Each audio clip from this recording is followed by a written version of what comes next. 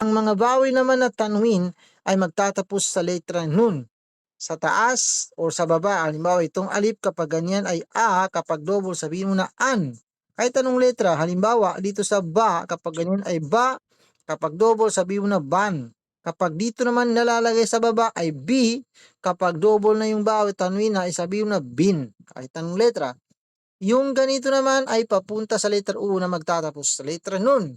Halimbawa dito sa ya, kapag ganyan ay you, kapag tanwin na siya, sabihin mo na yun. Yun. Ganun yun. Pwede mong makita na ganyan siya.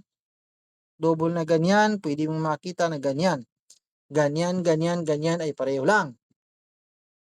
Next, yung ganito naman. Ang sadda ay basahin mo na parang mag-i-stop ka ng saglit doon sa letra kapag ganyan ang nakita mo bago mo itutuloy sa bawi ng letrang A, letter E o letter O. Halimbawa, dito sa ya at sa kaba, kapag ganyan ay yaba, yaba. Kapag lagyan mo ng sadda dito ay magiging, mag-i-stop pa ng saglit dito ng yab, bago ang ba, bali yabba. Yabba. Kapag ilipat mo yung vowel dito ay magiging yabbi. Yabbi. Yan. Kapag ganyan naman ay papunta sa letter O, yabbo. Kung gawin mo siyang tanwin, magiging yabbun. Yabbun. Okay, bali na ipaliwanag ko na lahat ha. Bali ito yung gagawin natin. Magsusulat tayo dito ng, ako yung magsusulat dito ay ito. At sa kaya na ganyan, tapos ito ay ba, letter B, ito ay ha, letter H at sa kaya. Bakit nalagyan ko na ng vowel? Sige, lagyan mo ito ng kumpletuhin natin na mababasa natin na may buhay. Sige, ikaw maglagay ng vowel, halima. Halima, halima, halima. Halima, dito. Turuan mo ako halima. Ang ilagay natin. Dito ka pipili ng vowel ha. Papunta sa letter A o letter E. Papunta sa letter O. Or sukun ng ganyan. O di kaya ay ganyan. Or tanwin. Or tanwin na ganyan. Or sadda. Lagyan natin ng ganyan para may number. Number 1. Number 2. Number 3. Number 4. Number 5. Number 6. Sige, sinong maglagay ng vowel? Ikaw Halima or ikaw by hand? Ustaz, Ako na yung lang, ano, Ustaz. yung dalawang letter, Ustaz, hindi na lalagyan ng balis, di ba? Yung tatlo lang, Saan yung dalawang letra? mabuhay. Yes, ito Yung ay mim adya ka. Yung ba, Ustaz, lagyan mo na dama, dama. Sino yung nagsasabi? mabuhay. Teka muna, sino yung nagsasalita? Si Bayhan o si Halima? Sino? Ako, Ustaz, si Halima. Halima, okay. Sige, ilagay natin dito ay Sa number number 2. 2, okay. Tapos itong ha, letter H, anong ilagay natin? Anong number? Sa number 1, Assalamualaikum, Ustaz. Ustaz. Waalaikumsalam. Makinig ka muna ha. Huli na yata. Ano, Number 1, number 1? Ustaz. Sa taas, sa baba? Sa taas. Okay. Dito Mabuhay. sa ya, anong ilalagay natin?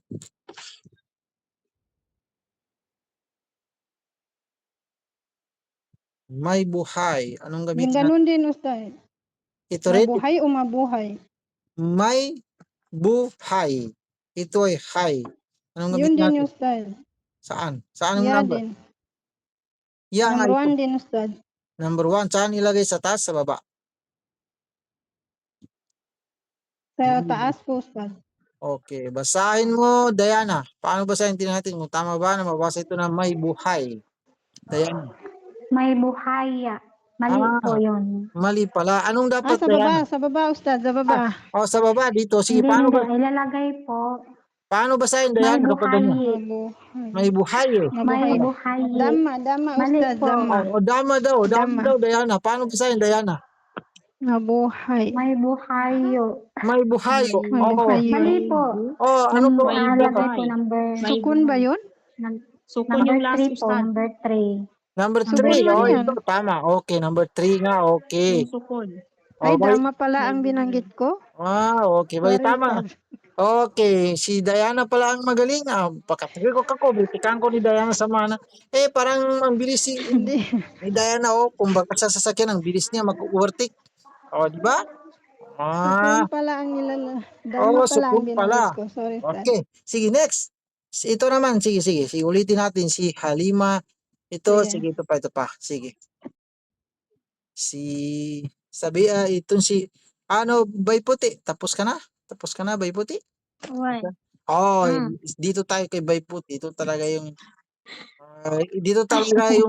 mainit ang laban kapag dito kay Bay Puti. Sige, Bay Puti. Anong turuan mo ko, Bay Puti, na isusulat natin ay salitang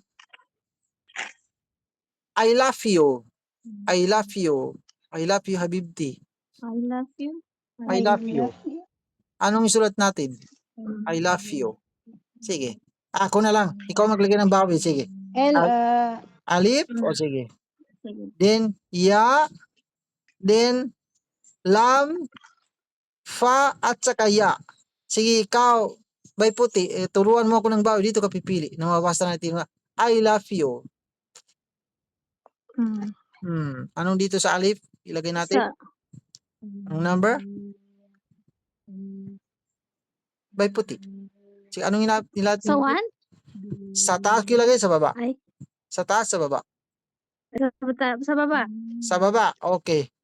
Lipat natin itong hamza na ito, okay. Next, dito sa ya. Nakap na to. Sige. Nito mo Korean, kisang ka ka. Okay, sige, Bay Puti. Sige, dito. 1 din? 1 din, saan ko ilagay? Sa taas, sa baba? Sa baba. Sa baba. Next, itong lam. Letter L. Anong ilagay natin dito? Dito ka pipili. 1. 1, sa taas, sa baba? Lab? Sa taas? Sa taas, okay. Fa, letter F. Anong number ang gamitin natin dito? I love. Dhamma. Sukun. Ay, sundin mo yung gusto mo. Bay Puti, huwag mo pagpiliin sila. Sige, sa sundin mo kung gusto. Sa 3, okay.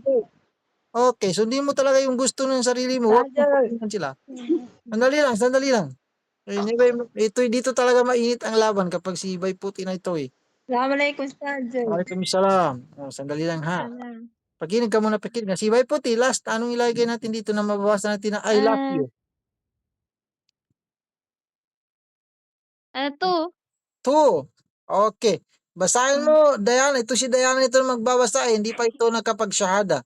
Kasalukuyang Christian pa ito siya. Tingnan natin. Diana, paano basahin, Diana? Diana. I love you. I love you. Mali po. Okay, anong Mali ipalit po. natin dito? Diana? Number 3 po, number 3. Number 3. Okay. Ito, palitan pa yung dito, hindi na. Hindi na. Ay, teka muna, may something. Sige, i-check mo. Sino mag-check? Hindi pa ito tama, sige. Magpatulong ka, kaya hindi pa ito tama, hindi pa ito mabasa na. Yes. Yes. Bali sa alipasan sa puluhan. Sa taas daw. Po. Sa taas. Sa taas daw, okay. Pwede na yung mabasa. Pwede na, sige, paano na, tama na yan, okay na. I love you. Kapa Sambika. Sambika sanan sa number 1 na siapa ba? Walang kaf dito, walang letrang kaf dito. Ano? Ay naik pa, Ustaz, pa. Palitan Jawan natin ke dito. sukuni na kasambika sa nani sa number 1 na sa baba. Okay, ganito, paano basahin? Diana, sabi nila palitan daw ganyan, paano basahin? Nampa ni Ustaz saya. I love you. Yes, anong ipalit natin dito sa ya? Paano sama sukun? Sukun. Sukun, okay. Sukun, Sabi nila, Ustaz. ganyan daw, Diana. Paano basahin, Diana, kapag ganyan? I love you. I love you. Paano yan? Hindi natin mabasa na I love you. Number 2. Y po. I love you. Yes, Tama. tama Ustad. Yes. Ang Tama H ba po, Ustad? palitan Tama. ng number Tama. 3. Palitan ng D. Teka muna. Ustad, Nagugulan yung nakapasok dun. L. Yung nagugulan yung tanong ko sa inyo. Ganito na lang. Dilipat na tayo. Ganyan lang. Tama. Yes. Dalo ka Ah. salita nila ng Ustad, letra yung po. Number faad. 3. Yung cup Ustad. Number 3, Ganyan. palitan ng ang U ng Tapos O. ang Number 2. Number 2, Ustad, dinataya. Number 2 po sa Y.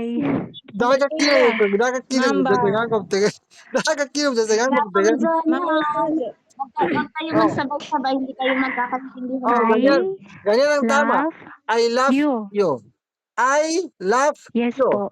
Oh, yan. Okay. Yes po, Yan. ganyan po. Okay. Si Diana talaga ang original na teacher natin. Siya talaga yung magtatama sa inyo. Si Diana na ito, tingnan mo, ang bilis niya, kumbaga sa sakyan, ang bilis to. Hindi pa ito nakapag-sada, kasalukuyan Madam. prison pa ito.